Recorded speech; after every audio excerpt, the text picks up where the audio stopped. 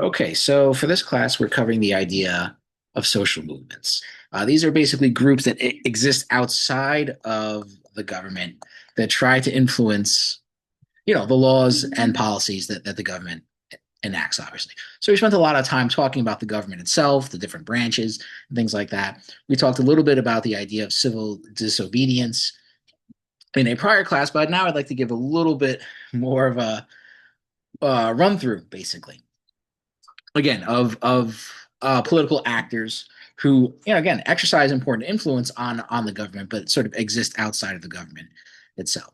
So we'll begin talking about Habermas's idea of the public sphere. We've talked about Habermas a little bit already, actually, in the class on civil disobedience, but here he comes again. So in this case we want to talk more about his idea of the public sphere, which I think gives us a way to understand social movements as well as the media. Also, this would be another sort of important institution that exists outside of the government but plays a very important political role in society. So again, the public sphere was a concept he first developed in a book which became known as The Structural Transformation of the Public Sphere in 1962. The reading that I assigned is a shorter essay from the 1970s, sort of a elaboration of this idea to some extent. And it's still an important concept to this very day. So when he talks about the public sphere, he basically means a realm of social life where public opinion is formed through open discussion among private citizens. So it's sort of this area, outside, once again, outside of the government, outside of the state, where people can sort of form and articulate opinions regarding government and other social issues. Access must be guaranteed to all citizens, at least in principle. It is the location for what Habermas refers to as the public use of reason and formation of public opinion. It's this idea that reason is not just something that is individualized, but something that has a kind of public usage to it. It's something that's sort of exercised in a public sort of collective setting that makes it an interesting concept. So a public sphere forms whenever private individuals assemble as a public body to discuss matters of general interest, distinct from private business, transactions, and state bureaucratic functions. So it is distinct from those. Requirements: freedom of assembly, association, speech, and publication. You can't really have a public sphere without those things, at least some sort of emerging notion of these kinds of rights. You need media, of course, for public opinion to circulate. In the early days of the public sphere, it would have been newspapers, of course, and print media. Today, that would include things like television and social media as well. The so-called political public sphere focuses almost exclusively on state-related issues versus so-called literary or cultural spheres. In other words, people can meet to discuss a variety of different opinions, but we're talking about a public sphere, particularly organized around the idea of politics. State authority is the executor of public will, but not part of the public sphere itself. So again, in theory, the state is supposed to sort of carry out or again execute the public will, but is separate from the formation of that public opinion itself. This is Habermas' somewhat idealized version of how the public sphere operates. Public opinion serves as both a form of criticism and control over state power. It's enforced via informal discourse, everyday interactions between people, periodic elections, legal transparency as well. So the way in which the public sort of exercises its control or force over the state is through forming opinions in everyday interactions, holding elections, which is some method of keeping political leaders accountable, as well as through the legal system. The historical emergence of the public sphere begins, according to Habermas, in the 18th century with the emergence of bourgeois society, which created the conditions for rational critical debate. He contrasts this with pre-modern opinions, mere opinions, traditions, beliefs that people had that weren't really examined. So he's talking about, again, an area where people can sort of meet and discuss ideas in a critical way. And if things don't really seem to make sense, if they seem to be irrational, then they can sort of call out the irrationality of these ideas rather than just sort of simply blindly and passively accepting traditional views just because they happen to already be dominant. So he talks about the history of the public sphere. Again, pre-bourgeois in the medieval era, he says there's no clear distinction between public and private. What you had is what he calls a representative public sphere, which was basically just a way for the feudal lords and the church to sort of display their own power. Basically, it was a very sort of top-down phenomenon. Authority was not debated, obviously. But this goes through a transformation again during the course of the 18th century. You have a split, a clearer separation between the private sphere and public authority, the authority of the state versus the sort of private realm of civil society that exists outside of that. This allows, this is a crucial precondition, in other words, for the development of a new public sphere. Again, private citizens, bourgeois, form critical public bodies. It started off oftentimes as a literary public sphere. People met in salons, coffee houses to discuss literature, but very quickly this sort of evolved into, essentially a gathering place for people to, again, debate the policies and the laws enacted by the political authorities as well. We use newspapers and journals to debate state policies. Sort of brought to light the secretiveness of many government policies as well, which oftentimes, of course, like to operate, behind the scenes and in shadows without a lot of public scrutiny with it. It was a way of sort of, shining a light then on what the state was essentially doing. The liberal model of the public sphere, according to Habermas, had several key features to it. First, there was a realm of private autonomy. You had free markets and civil society, which again existed outside of the control of the state. You had limited state power, restricted to the core functions of the state, of government. Not really directly intervening in family affairs or economic affairs. The public sphere acted as a kind of mediation between society and state. It was a sort of a communication process between actors, again, outside of the state and the organizations of the state itself. The goal, Habermas says, of the public sphere was to transform political authority into rational authority via public debate. So it was a way of sort of rationalizing the authority of the government.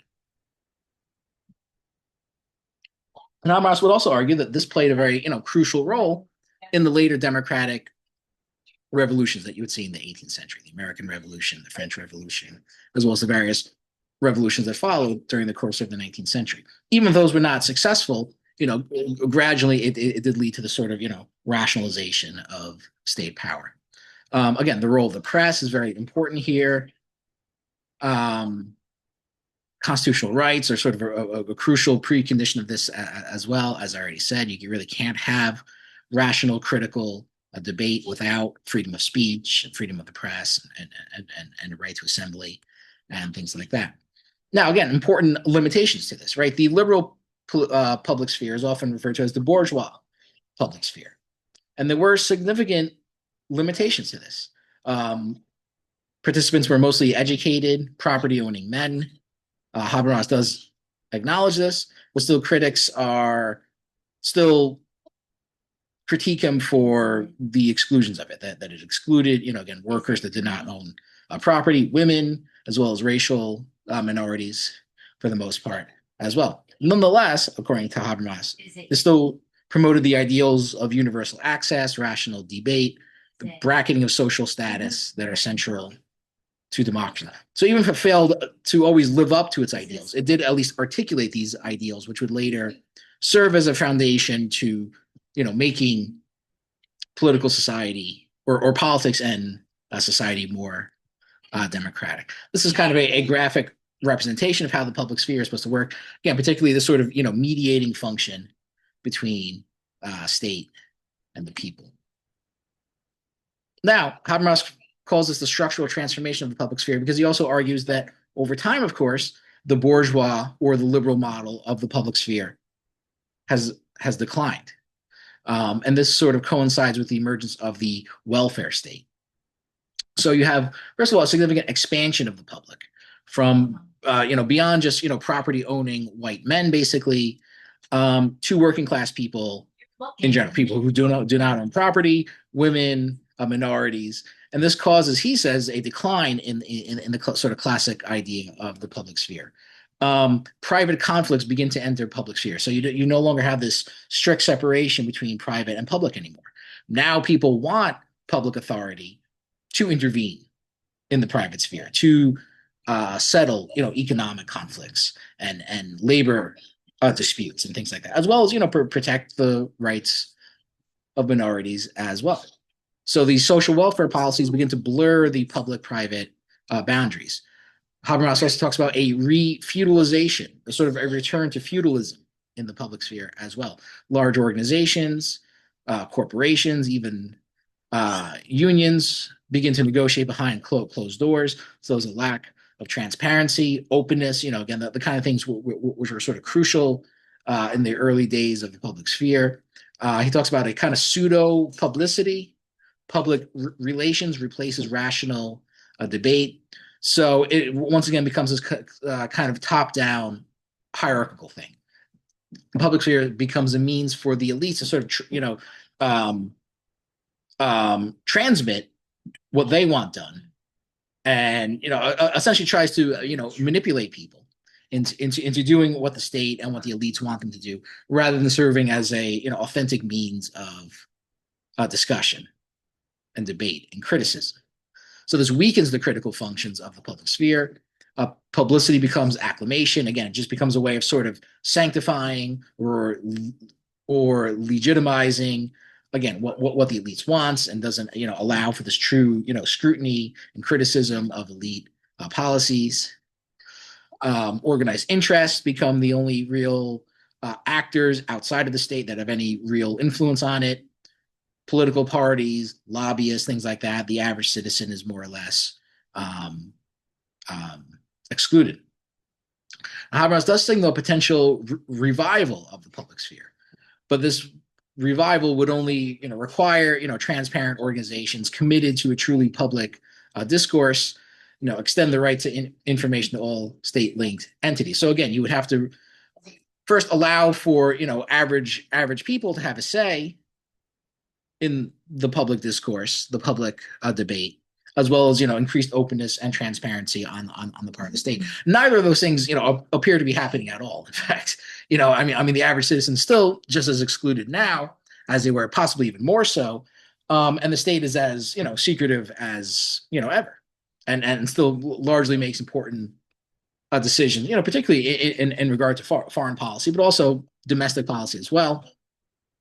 Largely without the input of everyday citizens. So this is kind of a reinterpretation of the public sphere in the sort of mutated, deformed state that it exists now.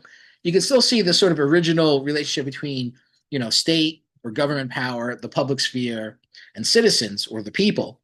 But now what you have is essentially this kind of like tumorous-like growth of corporate media, sort of growing outside of the public sphere. And this, completely disrupts and undermines, the functions the public sphere is supposed to play, rather than, again, serving as a means for citizens to, communicate what they want, again, to translate political authority into rational authority. It becomes just a way, essentially of brainwashing people or providing a very sort of hollow spectacle, rather than, allowing people to engage in informed debate. And if you look at today's, current news media, for example, I mean, it does perform that function, right? I mean, I've already talked about, the media early on, and obviously this ties in very heavily to, Sheldon Wollin's idea of participatory democracy and his idea of inverted totalitarianism, right? The media plays a very crucial role in sort of maintaining this kind of, social control over the population. And I've, already mentioned, several significant areas where the media has, played a, horrible role in informing the public, functioning much more as a kind of propaganda uh, machine rather than an arena to allow for critical discussion. The other aspect of it is that the media focuses on the most hollow, um, superficial content you can imagine. So on the one hand, you get this like war propaganda especially during times of conflict. The great international emergencies of which we see many playing out now. Um, but on the other hand, the very same media will then fill people's heads with celebrity gossip and who's dating who and all this like meaningless crap. It plays both roles. It portrays issues in very superficial, meaningless way. Or it focuses a lot of time and attention on the most superficial things you could possibly imagine.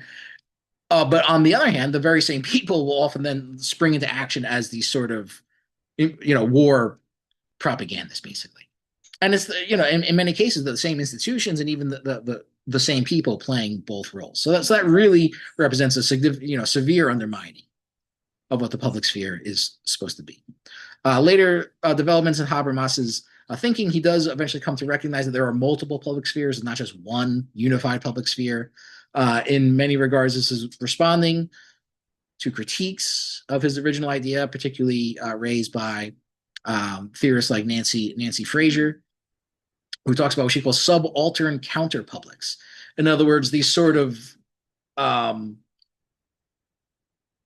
um, areas of representation for groups who are usually marginalized within a society. The idea of the subaltern kind of comes out of studies of colonialism, actually. But here she's talking about, again, historically marginalized groups, even within societies like the United States or in Europe. So, women, again, racial minorities, other groups who are marginalized within a society.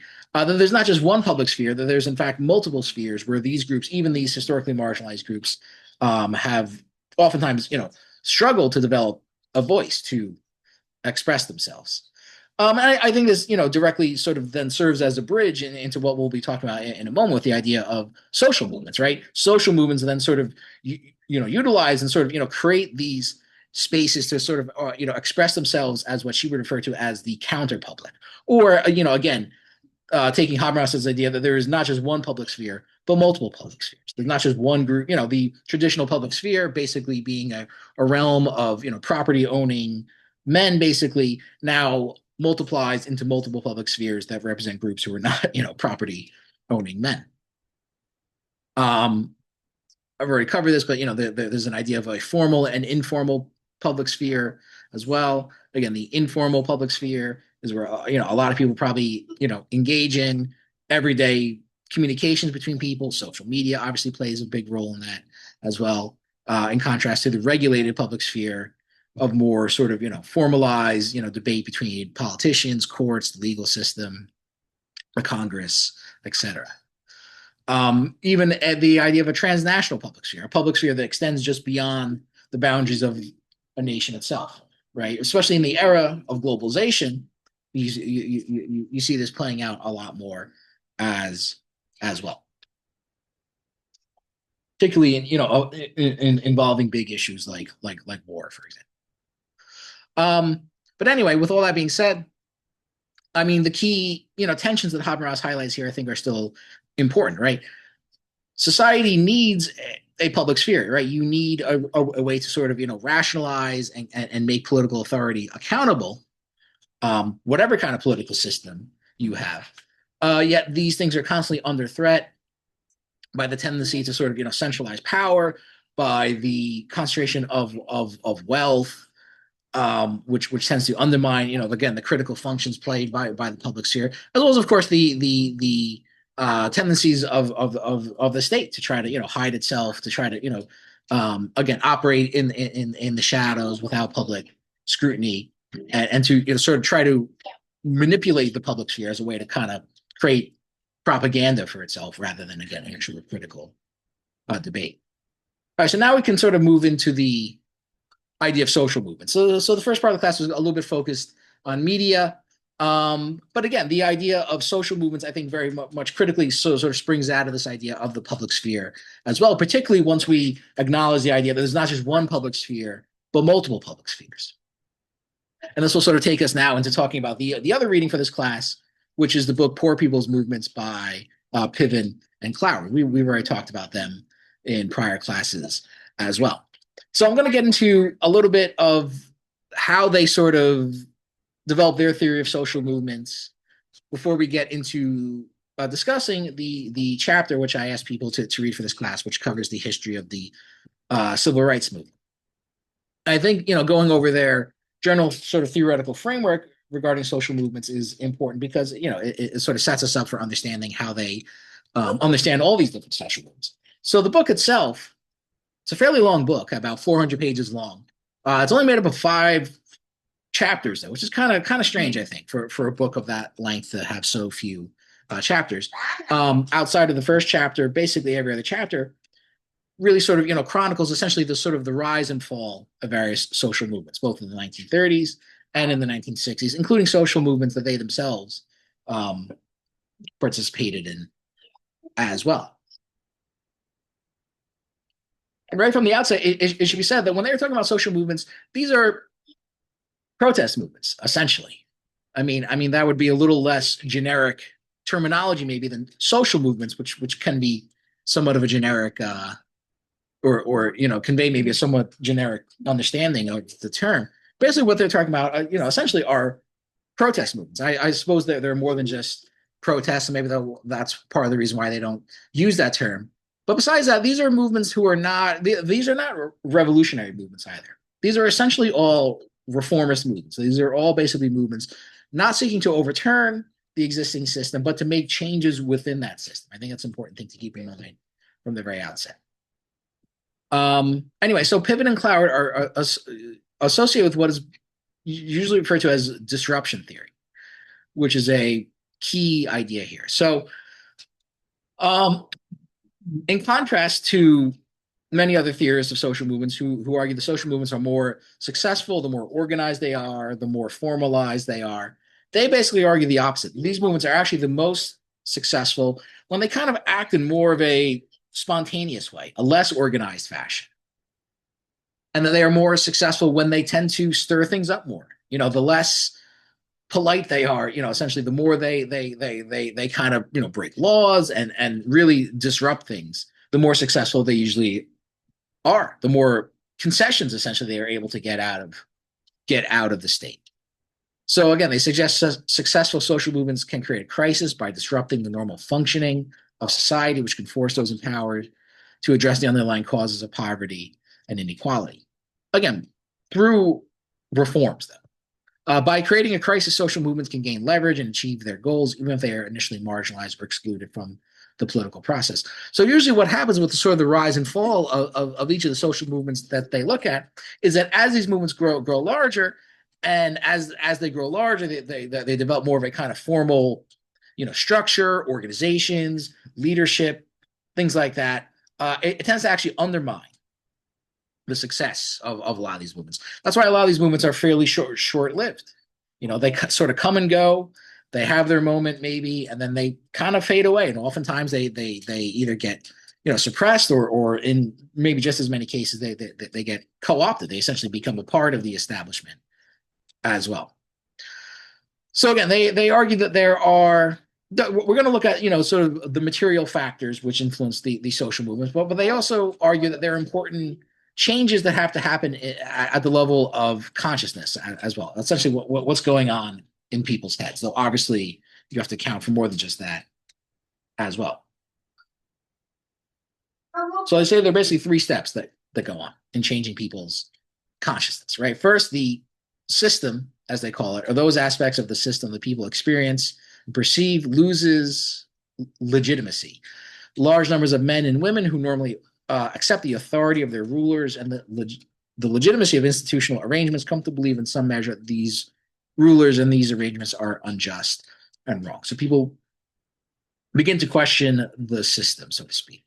Second, people who are ordinarily fatalistic, who believe that existing arrangements are inevitable, begin to assert rights and imply demands for change. So they begin to make demands, basically. Things have to change. Things can't keep going on the same way. Third, there's a new sense of efficacy. People who ordinarily consider themselves helpless come to believe they have some capacity to alter their lot. You can see I've tried to include, the page numbers when, as often as I can, at least. Um, this all comes basically from pages 3, 3, and 4. So people begin to question the system. They come to make change. They begin to demand changes to the system be made. And then finally, the third step is that they believe that they themselves are the ones that can actually make these changes. So this implies a change in people's normal thinking. But of course, this change in thinking has to be accompanied by changes in behavior as well. So what are the behavioral characteristics we associate with these social movements? So first, masses of people become defiant. They violate the traditions and laws to which they ordinarily acquiesce, and they flaunt the authorities to whom they ordinarily defer. So there's open disobedience, basically, going on. Very, very much, related again to the idea of civil disobedience that we've already talked about in class. And second, their defiance is acted out collectively as members of a group and not as isolated individuals. So they're not just breaking the law in an individual way, they're doing it in a collective way, along with other people, though not necessarily formally organized into a group either at this point, but just acting as a group of people, even if there's not a formal leadership structure and an organization that they belong to. So those behaviors are basically what we'd associate with social movements. And again, Piven and Cloward come out quite strongly in the idea of basically using civil disobedience as a means to, affect these changes as well. Now, they do comment quite often on how hard it is for these movements to take shape. And they comment on how hard it is for the poor to form themselves into these movements. Ordinarily, they say, most of the poor people in America tend to be quite subordinate and subservient to a system, even a system which oppresses them. So they write, the American poor have required less coercion and less in social security guarantees to maintain their quiescence than has been true in other developed countries. For the guilt and self-concepts of the poor have kept them docile. So what they're saying is that basically most poor people in the United States, especially, tend to just blame themselves for their lot in life, not sort of question the larger system that exists. And that's a very important insight here. You can't really fully go into why that is the case, but a lot of it has to do with, the ideologies that people are exposed to oftentimes very early on in life, the belief systems that they begin to develop, the way in which they understand politics and economics and society. These things usually tend to teach people to, focus on their own individual circumstances, basically, and not sort of see the bigger picture that is kind of playing out. Only under exceptional conditions are the lower classes afforded the socially determined opportunity to press for their own class interest. Now, again, I've already talked about in prior classes that the United States kind of lags behind the rest of the world in terms of social rights. I think this is a big part of it. People in the United States just do not organize as much or fight as much for these things as people do in other countries. And again, there's a whole host of reasons why. You can only sort of partially sketch out what those reasons are. But I think some people have some understanding of that. So what causes insurgency to happen? Again, it's not just, it can't just all just be a product of people's imagination and consciousness. There are, of course, real material factors which you have to take into mind as well. Sort of real objective things going on in society, which causes people essentially to rebel. So they say it seems useful to divide these perspectives according to whether the emphasis is on pressures that force eruptions or whether the emphasis is on the breakdown of the regulatory capacity of the society, a breakdown that permits eruptions to occur and to take form in political protest. There's basically two main sort of schools of thoughts. One basically focuses on economic pressures, basically. The other is that there's sort of a breakdown in the daily routines that people experience and people go through. And they sort of, investigate both. Of course, they end up basically concluding that, it's a little bit of both. Now, one sort of alternative to this idea of economic pressures is this idea of rising expectations, which is associated with Tocqueville, for example, who we've talked a little bit about.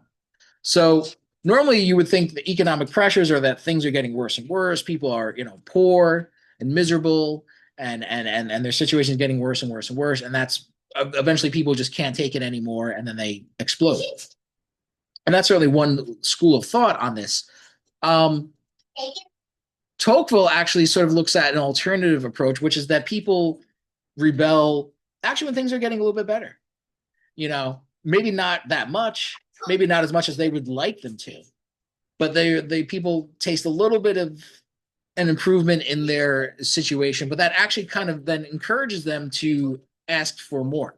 So it's kind of an alternative to what you would normally think. It's not necessarily always the case that things are getting worse and worse and worse. People may experience a little bit of an improvement in their situation, but again, the improvement that they are experiencing is not, there's still a big gap between where they would want to be. And so that encourages them to, demand more. You could also argue that little bit of improvement in their lives also serves as a means of empowerment as well. They have a little bit more resources now, which they can utilize to engage in these kinds of protests. Okay. Now they distinguish these views from Marx and Engels, who don't just focus on economic pressures, the idea that things are getting worse and worse, people are being, deprived of more and more things. The Marxist view is a little bit more nuanced than that. So they argue that periods of economic crisis reveal the contradictions of capitalism, particularly the contradiction between socialized productive forces and the anarchy of private ownership and exchange. So what they're saying here, or the view of Marx and Engels here, is that people rebel oftentimes during times of political crisis, and it could be because their situation is getting worse, as we've seen with recent economic crises that have happened. A lot of people get thrown out of work, they get foreclosed upon on their house, they don't have food to feed themselves or their kids, and that obviously is going to serve as an incentive for people to act, or for people to fight back, basically. But he's saying that even aside from that, people might just get sort of aggrieved by the constant uncertainty and volatility of life. Maybe they escape from this relatively unscathed. They may not personally see a horrible deprivation in their life, or it may be something relatively minor, but the sense of uncertainty and insecurity and volatility that they see going on in society around them, that itself sort of serves as an incentive for people to change things. And they begin to realize that the society that they live in is kind of an irrational system, right? That we live in a world which is, at the one hand, very connected and interdependent. The workers of this country, and really of the world, are connected in various ways through their production, the things that they produce. Someone, makes the food, somebody else makes the clothing, somebody else makes the car that we drive, and things like that. So these are all, connections that tie these workers together, basically. Yet they're also at the mercy of the profit motive. They're at the mercy of a tiny elite, which basically hoards all the wealth for themselves, while keeping them, dangling, underneath this, abyss of economic insecurity. People start to realize, well, this is just like a stupid system. I mean, this is basically just a very irrational system, regardless of how much you're personally affected by it, or maybe your life isn't even personally devastated to the point that you become, homeless or something like that, but that you're just sort of sick enough of the unbalanced, volatile nature of the system that sort of serves as a motivation for people to change things. And this kind of leads to a sort of sidebar here. Whether or not Marx predicted capitalism would just proceed through a recurring cycle of crises, which means, periods of economic downturn followed by a recovery from that, only to give way to another economic downturn, and just this sort of, ongoing cycle of that, or whether or not capitalism is supposed to, completely break down eventually in this kind of, final crisis. And that tends to divide a lot of Marxist theorists. Some important theorists who stress this idea of capitalism breaking down finally and completely were people like Heinrich Grossman, writing in the 1920s, Rosa Luxemburg, who's an important Marxist theorist as well. But not every Marxist theorist necessarily thinks that way. And in fact, I think based on my readings of things, I'd be more inclined to accept the views of others like Paul Maddock, Michael Roberts, Andrew Kleiman, for example, just some of the people I've named here, that more this idea of recurring crises seems to be more the key characteristic here, and actually closer to what Marx himself actually thought. That capitalism isn't necessarily just going to collapse completely one day. The system will go into a crisis, but then it will pull itself out of a crisis, only to go into another crisis, only to pull itself out, only to go into another crisis, and the cycle just continues. Now, that's in itself should be still enough of a reason to change. Who the hell wants to live in a world like that? We just are constantly living in these cycles of volatility and supposed periods of prosperity followed by periods of decline. Plus, I mean, you could also add to that the periods of prosperity get less and less, and the periods of decline get more and more. I mean, that seems to be kind of what's been happening at least since like the 1980s or 1970s or so. Anyway, that's just a little bit of a sidebar, but an important sort of theoretical point that comes out of this.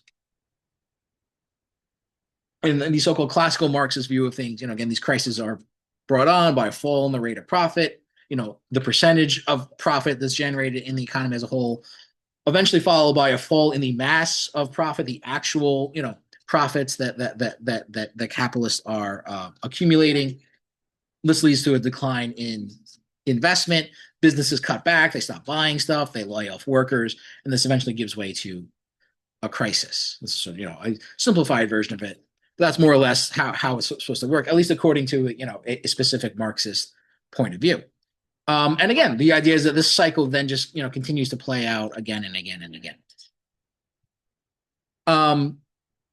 Now, they don't necessarily attribute this to Marx and Engels, but they do say that the flaw in people who just assume that social movements are brought on by economic pressures, well, as I say here, is their reliance on an unstated and incorrect assumption that economic change or structural change is extraordinary, that stability and the willing consensus it fosters are the usual state of affairs. Essentially, what they're saying is that, well, the economy is constantly changing, and obviously, in some instances, at least, somebody is going to be, on the bad end of these things. Not everyone is going to be benefiting. In fact, probably most people will not be benefiting from a lot of the economic changes going on. So why aren't there more social movements? By this view of things, people should constantly be up in arms about things. And the reality isn't. So economic change is the norm, not the exception, basically. But then they go on to qualify, well, maybe extremely rapid economic changes. If there are particularly violent swings in the economy, that might be enough to sort of bring things up. Then they sort of turn to the second school, this idea that there's sort of a breakdown in the sort of social routines of people's lives, basically. So again, the other major set of theoretical perspectives on popular uprising emphasizes the breakdown of the regulatory capacity of social institutions as the principal factor leading to civil strife. So basically, they're talking about like a breakdown of social norms and the idea that we are acting in appropriate ways, that these are sort of the unwritten rules of society, and we should just sort of follow these routines and these norms. That those begin to break down. And people are like, well, this is bullshit. Why am I even doing this? Basically. More specifically, economic change may be so jarring as to virtually destroy the structures and routines of daily life. So again, there's kind of an interaction between these things, between economic pressures and social norms. They say, combined, if these things are both sort of playing out in a very toxic way, but these are the conditions that are sort of rife for producing these kinds of social movements.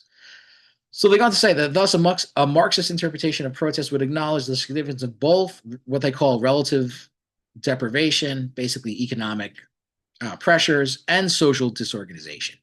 Treating these, however, not as historically generalizable causes of uprisings, but as symptoms of historically specific contradictions in capitalist society. It's a bit of a mouthful here.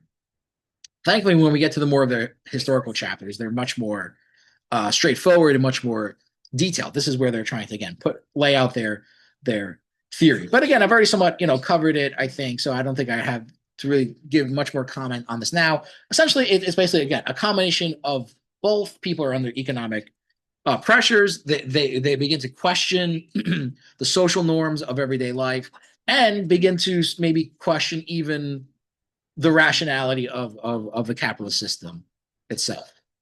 A revolution takes place, says Lefebvre, when and only when in such a society people can no longer lead their everyday lives. So long as they can live their ordinary lives, relations are constantly re-established. So again, when there's a sort of breakdown in social norms, and when we get to the civil rights movement, you'll kind of see some good examples of how that takes place. But this also again sort of prods people into taking actions, according to Lefebvre, who was an interesting Marxist theorist in his own right. Still, neither the frustrations generated by economic change nor the breakdown of daily life may be sufficient to lead people to protest their travails. Ordinarily, when people suffer such hardships, they blame God or they blame themselves. Again, back to this idea of poor people basically blaming themselves or just believing that they're sort of fated to live this way.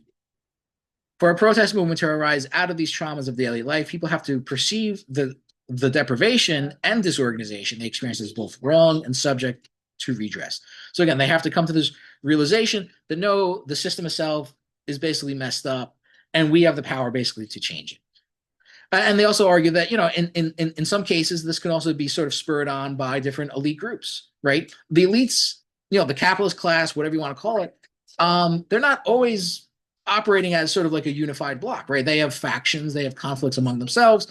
So some segments of these elites might be trying to sort of spur conflict on as well. I mean, you could argue, Trump is sort of an example of it, as well as groups that, protest from the left as well. Then they basically turn to how institutions contribute to protest. So basically what they're saying is, essentially it's the failings of the political system. When the political system basically fails to redress, to give people an outlet or a redress for these grievances, that's usually when these social movements tend to form. So what they're saying here is that basically an important part of what politics do, what political institutions do, is to essentially absorb people's discontent. As long as people can feel that their grievances can be served by voting, by engaging in sort of regular forms of political behavior, then they're much less likely to protest. It's when they sort of lose faith in those institutions that also then basically turns people to protest as well. So that's an additional factor to keep in mind as well. They say defiance is first expressed in the voting booth. So again, people's first inclination is not necessarily to go out and to protest, but to vote. If you don't like the people in power, you vote for the opposite group and basically hope for a better outcome.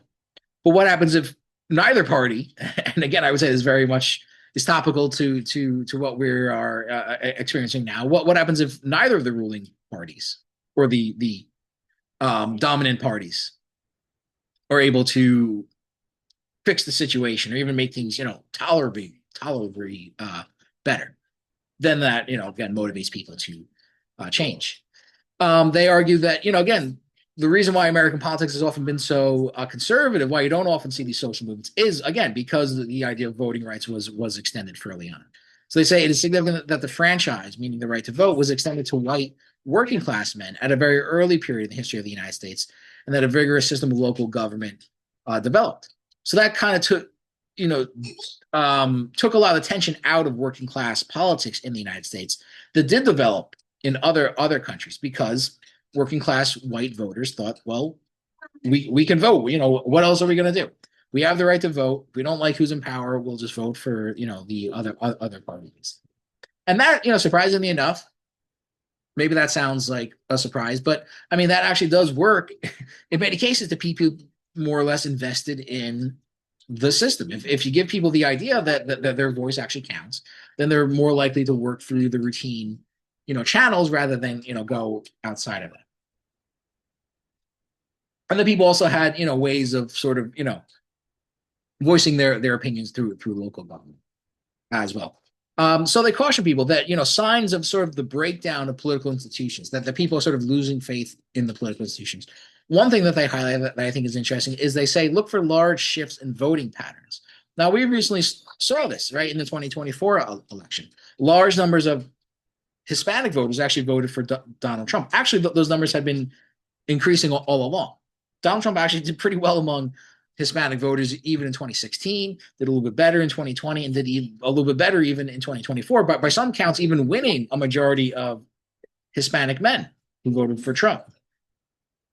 Now, what do you make of that? I mean, there's a lot of things that you can say about it, but just speaking to the point here, Piven and Cloward would interpret this as a sign that the political institutions are starting to break down, or people's sense of credibility in these political institutions are beginning to break down. People are getting frustrated with the normal means, so they're looking for some kind of alternative out there. But what happens if people realize that the alternative isn't a real alternative either? The alternative is just more of the status quo. Then that can serve then as a pretext, basically, for the formation of these larger social movements. And you do see that.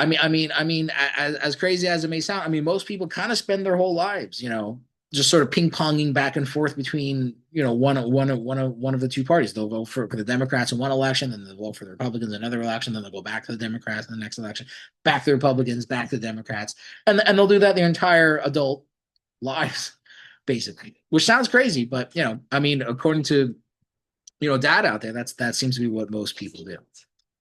We've already talked about this idea of ruling class strategies. This idea that elites make some concessions, basically, to gain the obedience of people, including granting rights to votes. But again, there are limits to those things as well, and how political leaders, again, sort of frame these conflicts and sort of communicate these things to people. Of course, matters a lot as well.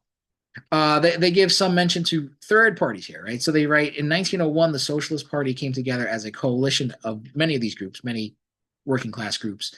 And by 1912, it had elected 1,200 party members to local public office in some 340 cities and towns, including the mayor's office in 73 cities. I mean, it is kind of an interesting thing to consider that the United States had, at one point, 73 socialist mayors, including in some rather large cities as well. According to Richard Wolff, the economist Richard Wolff, LaGuardia was a socialist. Cities like Milwaukee, for example, pretty well known for having socialist mayors and things like that. This speaks to the idea when people say, well, capitalism's inevitable, socialism never had a chance in this country. Was it so inevitable? As I tried to mention when we were talking about the presidency, to what extent does that overlook the very real suppression of socialists in the United States, including oftentimes using violence against them as well? Here's a quote from Engels. Engels writes that the bourgeoisie and the government have become much more alarmed at the legal than at the illegal activities of the Labor Party, dreading the results of elections far more than they dread the results of rebellion.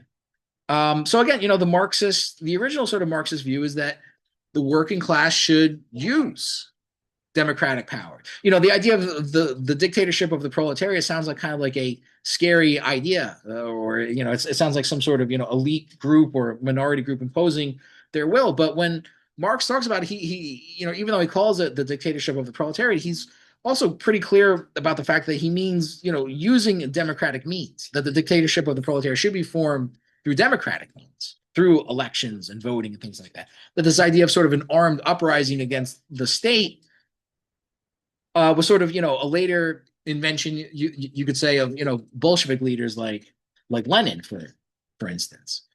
The Marx was especially in his later days much more committed to the idea of sort of using democratic means to bring about the so-called dictatorship of the proletariat. But again, that's another side point.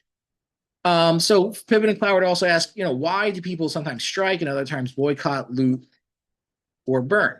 Well, it depends upon, again, people's placement within the society as a whole. Obviously, unemployed workers, which is the subject of one of the chapters of their book, are unable to go on strike, right? You're unemployed.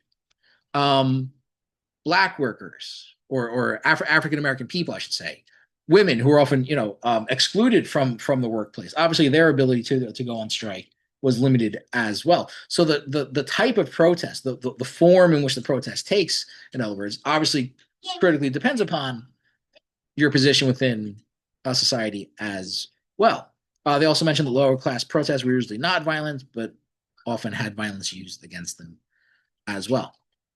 I'll speed things up a little bit here so we can get into talking about the civil rights movement. Basically, what they're saying here is that people experience things, the direct immediate experience of life in the factory. They're not really interested in these abstract concepts of monopoly capitalism and things like that. Institutional patterns, they say, shape mass movements by shaping the collectivity out of which protests can arise. Institutional life aggregates people or disperses them, molds group identities, and draws people into the settings within which collective action can erupt. Thus, factory work gathers men and women together, educates them in a common experience, and educates them to the possibilities of cooperation and collective action. Sort of parallels another quote by Marx and Engels, which I'll just skip over here. Institutional roles determine the strategic opportunities for defiance, for is typically by rebelling against the rules and authorities associated with their everyday activities that people will protest. Again, going back to what I said before about when do people go on strike versus other forms of protest. People cannot defy institutions to which they have no access. Obviously, it is our judgment that the most useful way to think about the effectiveness of protests is to examine the disruptive effects on institutions of different forms of mass defiance, and then to examine the political reverberations of those disruptions. The impact of mass defiance is, in other words, not so much directly as indirectly felt.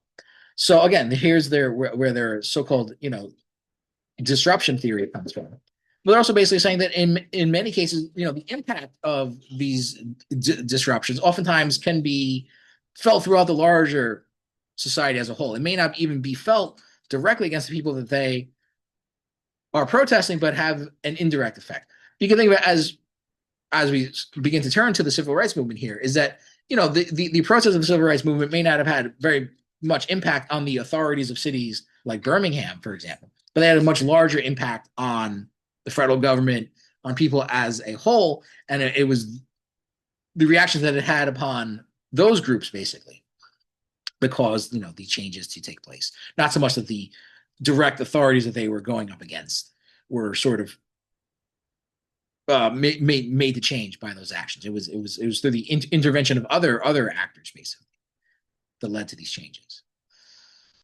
They kind of reinforce this point a little bit more here. Again, these movements also have to grow to significant size as well. If they're too small, it's easy to ignore or to crush them, or maybe in some cases try attempt to kind of buy them off through various ways as well. Stages of social movements. This is coming from other theorists as well, including Charles Tilly, who we've talked about in previous classes. Again, social movements usually have a fairly short lifespan. They emerge, they get stronger, they become more bureaucratic, and this ultimately leads to their decline. But there are different sort of outcomes that can happen before that as well. They can have some successes, they can have failures, they can be co-opted, they can be repressed, they can go mainstream, as it says here. Co-option and go mainstream to me kind of mean the same thing. And in many ways, all of these outcomes essentially can kind of play out. They can have success and failures and get co-opted and get repressed, all during various points in the sort of life of these movements. All right, so let's now jump into the civil rights movement itself. So again, what they do here in this chapter is a very long chapter. They provide, I would say, a very detailed account of the history of the civil rights movement, basically really starting up from the end of the Civil War. Most of that I'm going to skip over, but basically more or less taking things up to and through the 1960s, basically. So they talk about the limits of the civil rights movement. So they say that the goals of the civil rights movement were basically twofold. One was to secure formal political rights in the South, especially the right to the franchise. The other was to secure economic advances. In retrospect, again, they're writing this in the 1970s. It is clear that the main victory was the extension of political rights to Southern blacks, together with a larger degree of black political representation in the northern cities. So on the one aspect, they were fairly successful, although we still have to be mindful of voter suppression laws, felony disenfranchisement laws, which again disproportionately fall on black citizens, which they have also talked about, in their later books, why Americans don't vote, for example. However, on the second aspect of the civil rights movement, the economic realm, gains were very limited here. So they say many blacks entered the middle class, taking advantage of the liberal employment policies of both public and private institutions, which the turbulence of the period produced. So some black people entered the middle class. For most poor blacks, however, occupational conditions did not much improve. For many of them, the main gain was the winning of liberalized welfare practices to ensure their survival despite widespread unemployment and underemployment. That gain and the movement which won it will be discussed in the next chapter, which actually covers the welfare rights movement, which they actually, were major organizers of. But basically what they're saying is that, I mean, the economic gains for many poor black Americans, very limited. Unemployment still tends to be high. Still a significant income gap. The black home ownership rate is still far below the white home ownership rate. I mean, it's sad to say, but 50 years after this book was written, I mean, very little of that has changed. There's been some, marginal improvements, but if you ask people, today the black unemployment rate is still high, the black home ownership rate is still low. There's a huge gap between, the median income of black households and white households. All those things are still true now. So they focus on changing conditions. Now we're talking about, okay, so what were the factors that led to the civil rights movement? And well, the sort of latter phase of the civil rights movement, you could say the 1950s, 1960s, again, not counting the Reconstruction era and things that happened during the 19th century, and even the early part of the 20th century. Yeah. And here's where their theory, which they outline in the first chapter, comes into play. So they talk about, economic pressures, obviously, on black Americans, as well as, again, this idea of sort of a breakdown or a disorganization of social life. So there's two things that they point out, particularly in regards to the latter. They focus on the industrialization of the South, as well as mass migration to the North. Many black Americans living in the South migrated to the North, really beginning in the late 19th century, but continuing really through the early part of the 20th century as well. So those factors, the fact that so many black Americans moved out of the South, and the fact that the South began to really go through industrialization after World War II, well, besides the economic pressures, I mean, that led to a significant disruption in the social routines of black Americans still living in the South, as well as, of course, black Americans now moving from the South to the North. Well, that's obviously a change in your daily routine as well. First, you're living in the South. Now you're living in a city in the North. So they write that during slavery, almost all blacks were engaged in Southern agriculture or were household servants. This was still true of 87% in 1900 and 80% in 1910. So as late as 1910, 80% of blacks living in the South were either working on a farm, essentially, or were working as a household servant. 80%. But in 1960, less than 10% were in agriculture and 15% in domestic service. So a remarkable change over the course of 50 years. Industrial jobs began to open up. Again, many blacks moved out of the South into the North. Regarding migration, more than 90% of blacks lived in the South at the beginning of the 20th century. By 1960, about half lived in the North. In the course of slightly more than a half century, the occupational position of blacks was transformed, and great numbers were redistributed from the agricultural South to the industrial North. So obviously that's a major change in your social life, right? If you go from working on a farm to a factory, that's a change in your day-to-day life, right? If you go from, again, living in the South to living in the North, that's a change in your social life as well. And for the people still remaining in the South, there's a change in their social life as well. So they're saying that, again, beyond just the economic pressures, which I think are a little more obvious, I think most people would be aware of, that they would argue that these, again, social disruptions to everyday life was a crucial factor as well. I think it's an important point to point out. Other factors that they highlight, the U.S. during this period of time grows into a superpower. There's the Cold War against the Soviet Union. Some have argued the reason why the federal government did reluctantly and slowly get behind the civil rights movement was because they didn't want to be embarrassed on the world stage. Right? We're in this global conflict against the Soviet Union, trying to show the rest of the world that we're the beacon of freedom and democracy and all this other stuff. Well, I mean, how does that play when you have a significant part of the country where you have this racial caste system that exists and these segregated laws and these highly segregated social spaces? I mean, doesn't that significantly undermine your claims to being the shining light and the city on the hill and all this other stuff that you normally hear out of American rhetoric? So there's an argument to be made for that as well, at least in the sense of the federal government, eventually, and I have to emphasize eventually, sort of getting behind civil rights in this country. Economic crises again played a role as well. You have a realignment of the Democratic Party. The Democratic Party goes from being, basically a party, essentially a party of the Ku Klux Klan, to being a party which reaches out to black voters, actually going as far back to the 1930s.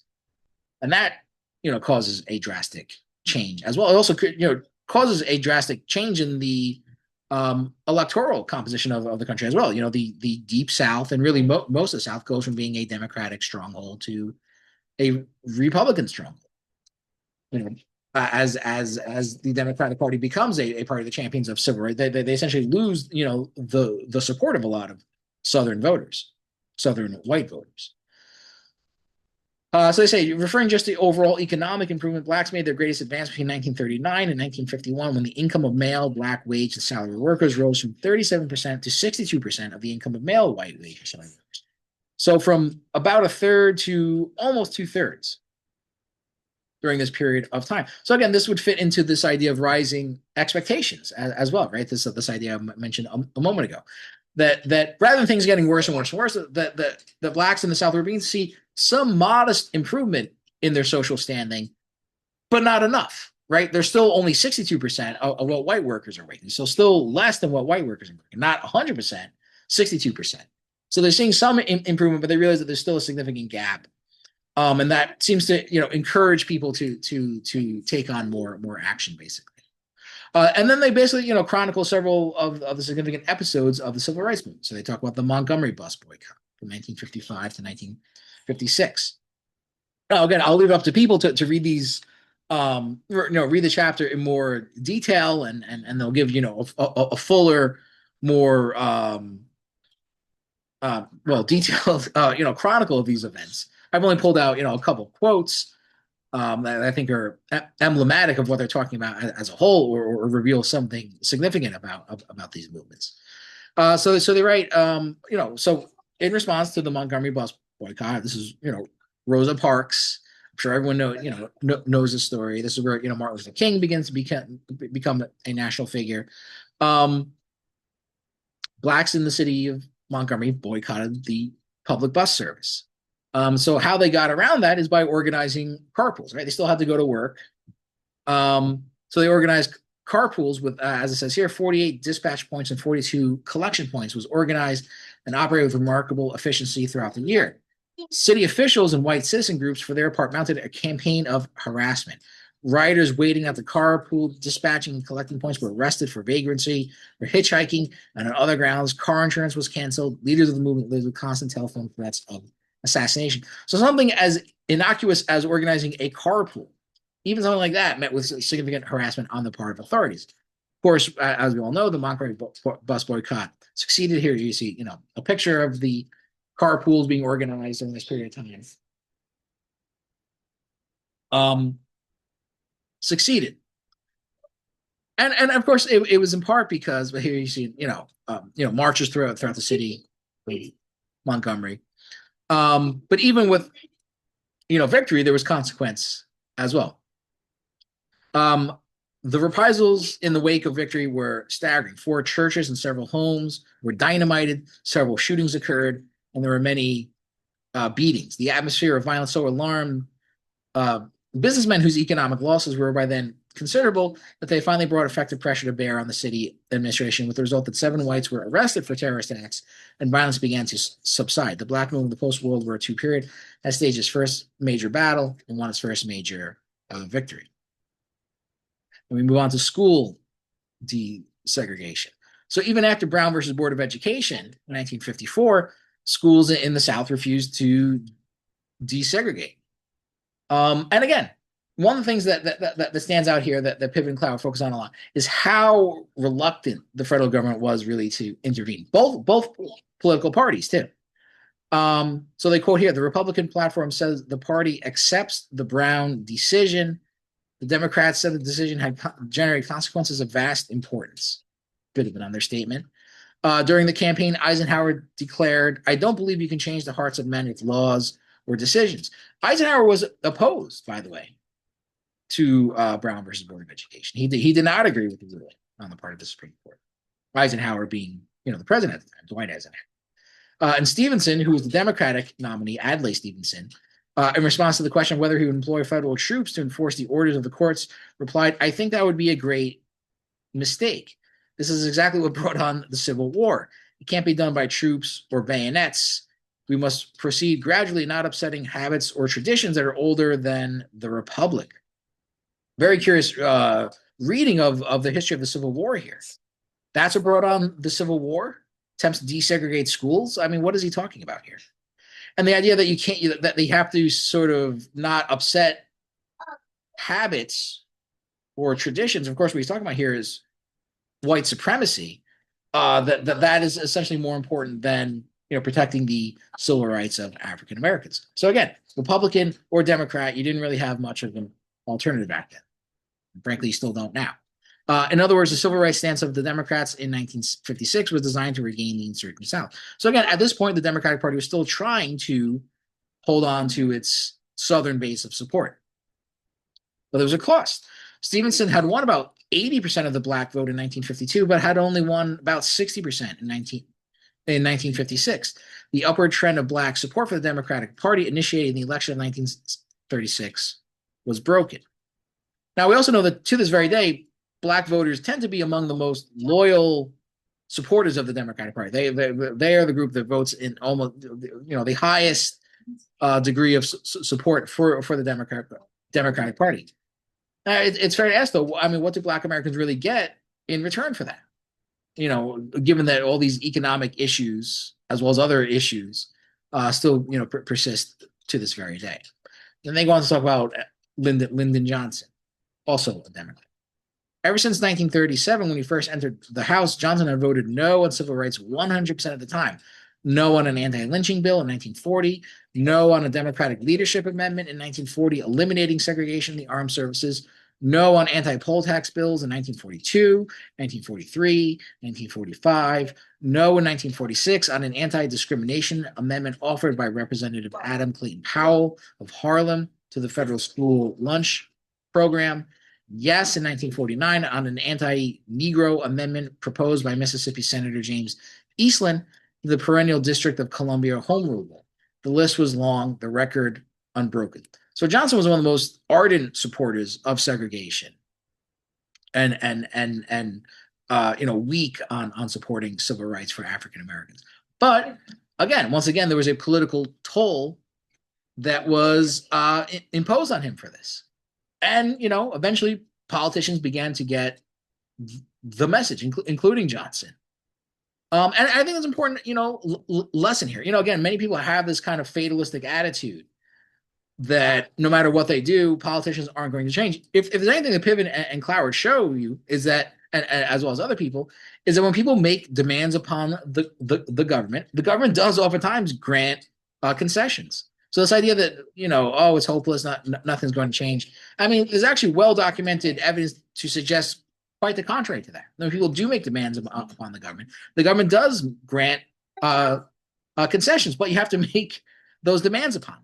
Now, again, these might not be revolutionary goals, but they are at least able to get some kind of reforms out of them. And some of them are fairly significant as well, like what we see here in the civil rights movement. So Johnson got the message. Victory lay in the cities. Victory lay within the union blocks, the black blocks, the immigrant blocks. By blocks, they mean sort of, groups of voters, large groups of voters that tend to vote one way. The big city bosses with the independent voters, and if possible, with farm blocks, though that was the last to worry about. Johnson saw that he who gets the South gets naught. LBJ saw that he had to get the magnolia blossom out of his lapel, and he coolly set about it. He would pass the Civil Rights Act. If necessary, he would pass too.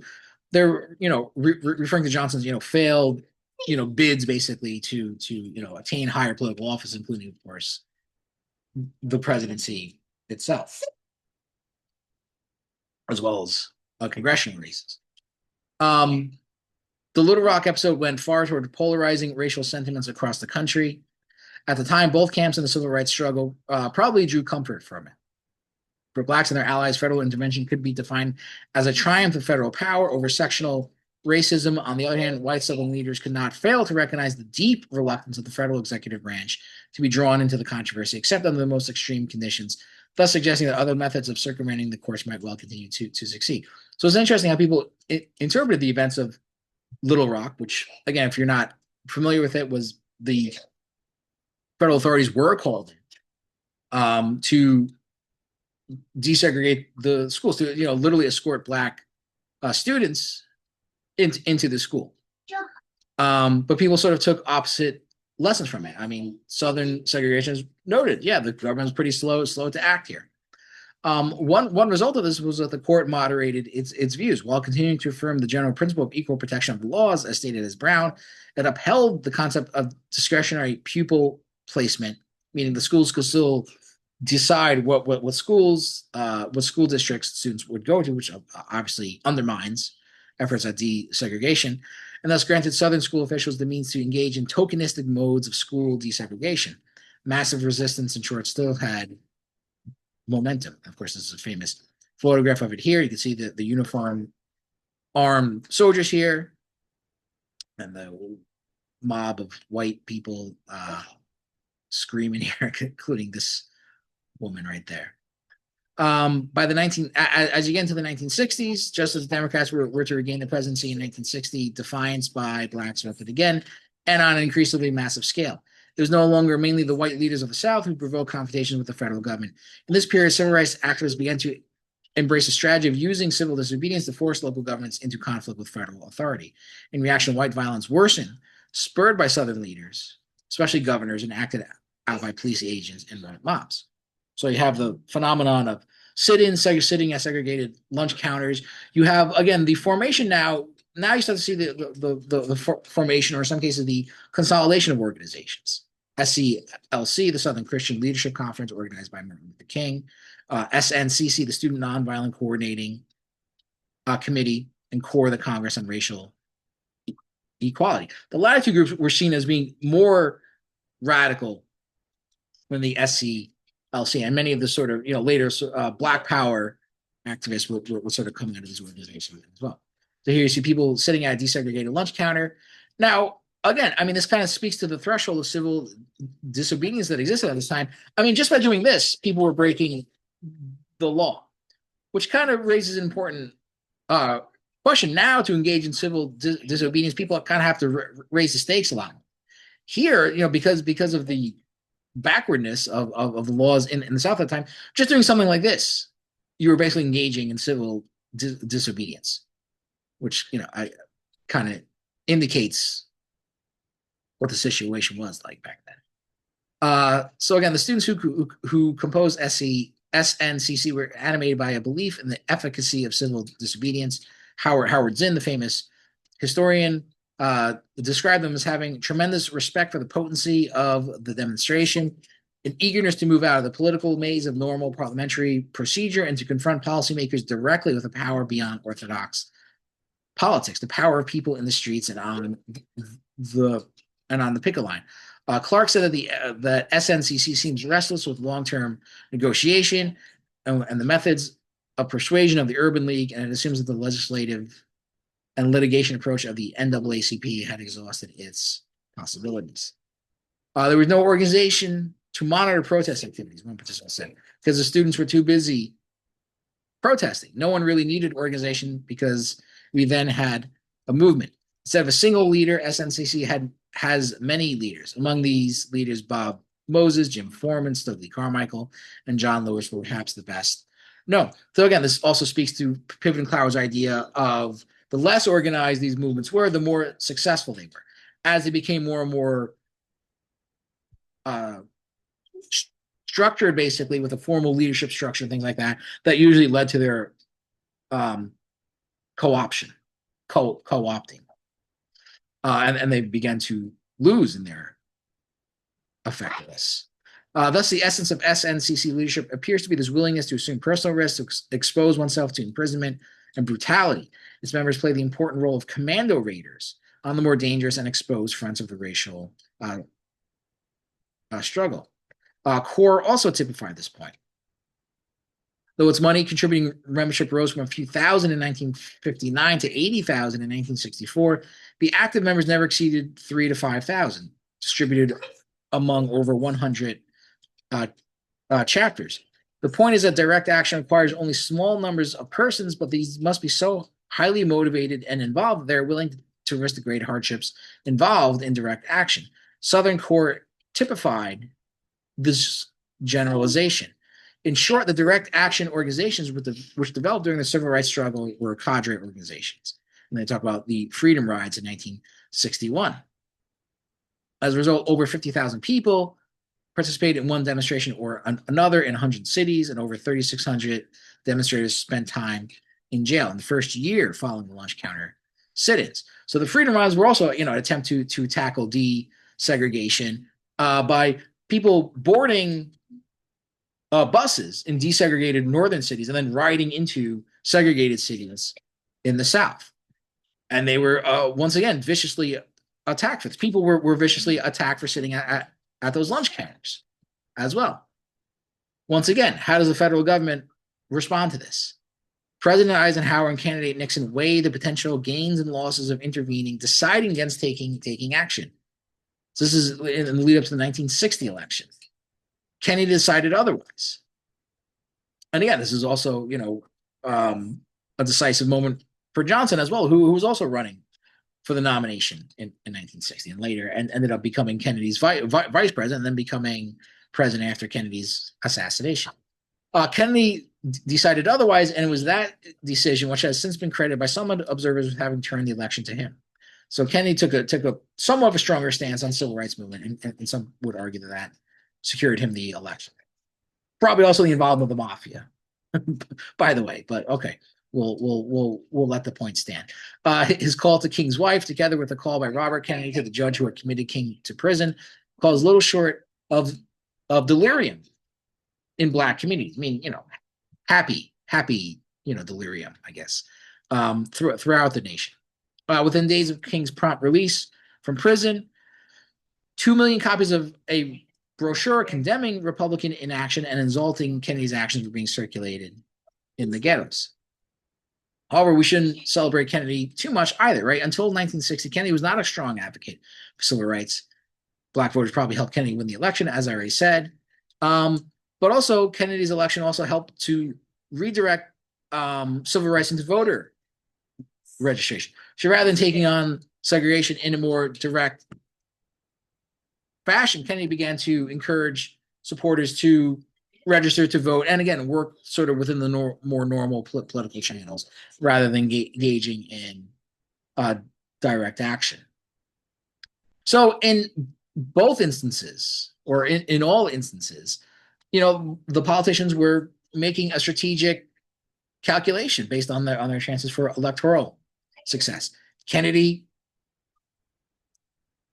wisely enough, thought that supporting civil rights would help his chances of winning an election, and that's pretty much it. You shouldn't really, praise him any more than that. I mean, that's not praise at all. In fact, I mean, I'm just saying that his motivation for it was basically based on his own calculation of what would basically help him secure the election. Arthur Schlesinger, a historian who's very close to Kennedy, perhaps maybe reveals a little bit more than he intends by basically saying that Kennedy's playing a similar role that FDR did. Whereas FDR was able to sort of defuse a lot of that labor tension that had been building up in the 1930s.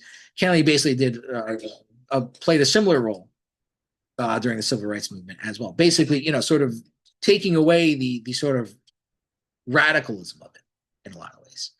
Now we move on to Birmingham, which we've already talked about Martin Luther King's letter from Birmingham jail. From the perspective of SCLC leaders, Birmingham was an ideal locale to draw the battle lines with the Kennedy administration. For Birmingham was easily among the least racially advanced of major Southern cities. So crucially, King is directing his efforts not at trying to, again, persuade the leaders of the city of Birmingham, but to force the federal government to intervene. So he's thinking on a higher strategic level here, basically. The Commissioner of Public Safety, Eugene Bull Connor, had established himself as a bulwark of the Southern racist creed. The city administration had responded to civil rights challenged by such actions as closing public parks, and the city had experienced a virtual epidemic of bombings of black churches, earning it the nickname Bombingham. An omen of the violence that would surely follow, Birmingham were made into a civil rights battlefield.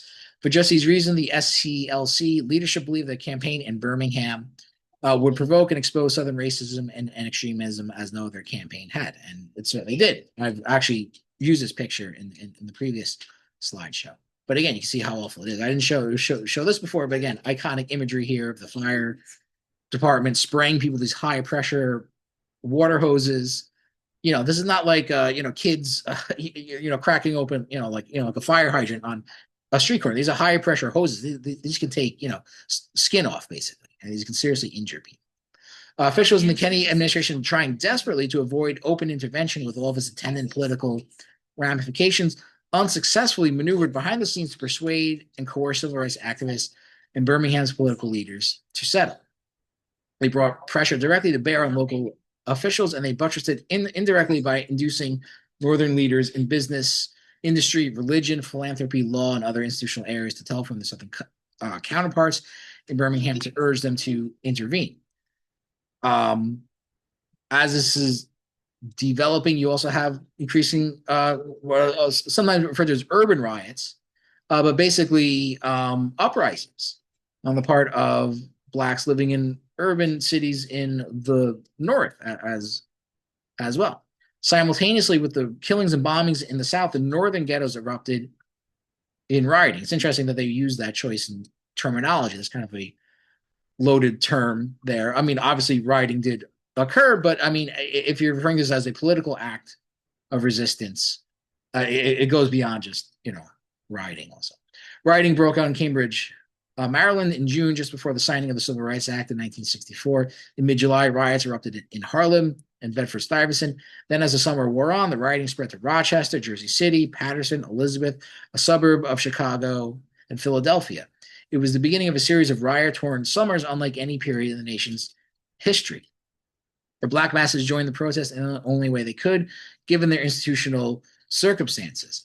As King, so again, there's another key point that they outline in the first chapter of the book, right? What are the forms of protest that take shape? It's relative to your institutional circumstances. So if you have unemployed or underemployed workers, their ability to go on strike obviously is limited or non-existent. So other means of protest then become chosen. As King aptly said, a riot is the language of the unheard. In some part, rioting was probably precipitated by civil rights demonstrations in the North, for activists had also brought the struggle to northern cities. You can see some of the aftermath here. I believe this is in the city of Detroit. I'm not 100% sure on that. Then finally, we get to Selma. On February 1st, King led a demonstration which resulted in more than 700 arrests. On February 2nd, some 550 more demonstrators were in prison. Here they are crossing the famous Edmund Pettus Bridge, now renamed the John Lewis Bridge after the civil rights activist and Democratic politician. More violence here as well. The civil rights movement was not then the fundamental cause of this political transformation. The fundamental cause was economic change and the political forces set in motion by economic change. Still, it took a long, arduous, and courageous struggle to force the political transformation which economic conditions had made ready. Of the various concessions granted to the movement, none had a greater integrative effect than the right to vote, for activists were rapidly channeled into traditional electoral politics. The extension of the franchise and the guarantees of federal enforcement of the right to vote held out the promise of blacks to finally make substantial progress toward full equality through regular electoral processes. The socioeconomic programs of the Kennedy-Johnson years also helped to absorb and divert the civil rights movement. So now they're talking about, again, as people move into the normal political channels, as the government enacts some social reforms to marginally improve the economic situation of Black Americans, the radicalism of the civil rights movement begins to drain away. People like John Lewis, for example, eventually becomes kind of your typical garden variety Democratic politician, in his later years, despite being an activist in the early days of the civil rights movement. Being in the SNCC, which is one of the most radical civil rights groups, while other members would then sort of transition into the Black Power movement. The movement was not absorbed by the electoral system and related government institutions alone. Many other institutions in the society also began to admit blacks. Business and industry responded to mass unrest by hiring blacks. Institutions of higher education, themselves rocked by the struggles of the period, revised their admissions policies to admit more minority group members, some of whom had been in the front ranks of the civil rights struggle. And that pretty much, sums it up there. I mean, overall, again, as they say, the economic gains of the civil rights movement were quite limited, as I've already talked about in a previous class. King, after this point, after Selma, begins to, and in many ways, responding to the criticism from a lot of Black radicals, people more radical than him, begins to sort of broaden his own movement and begins to address issues of class and capitalism, begins to speak out against the Vietnam War and things like that. But the effectiveness of that phase of the civil rights movement to really make significant inroads into social rights and economic advances, unfortunately, was a failure. And whatever successes it had, obviously, in desegregation, although we have to, also acknowledge that the United States still continues to be a very highly segregated country, as I've pointed out in previous classes as well, still continues to be a reality. It's no longer legally segregated, but still segregated through economic forces. Winning the right to vote, another significant achievement, but again, in the light of voter suppression laws and other means to erect obstacles to voting, even those rights continue to be insecure as well. So again, basically the civil rights movement, pretty much closely follows the pattern of social movements that Piven and Cloward outline. And I would argue that you could take their theoretical framework and apply it to other social movements as well. But again, there are still a lot of important lessons that emerge out of that. I think not the least important, obviously, is the idea that again, if people do actually do something, if people actually do fight back, I mean, you can get the government to change. You might not get the changes that you want, or all the changes that you want, but a lot of that depends upon, again, the forms of protest and a lot of other factors that are involved in that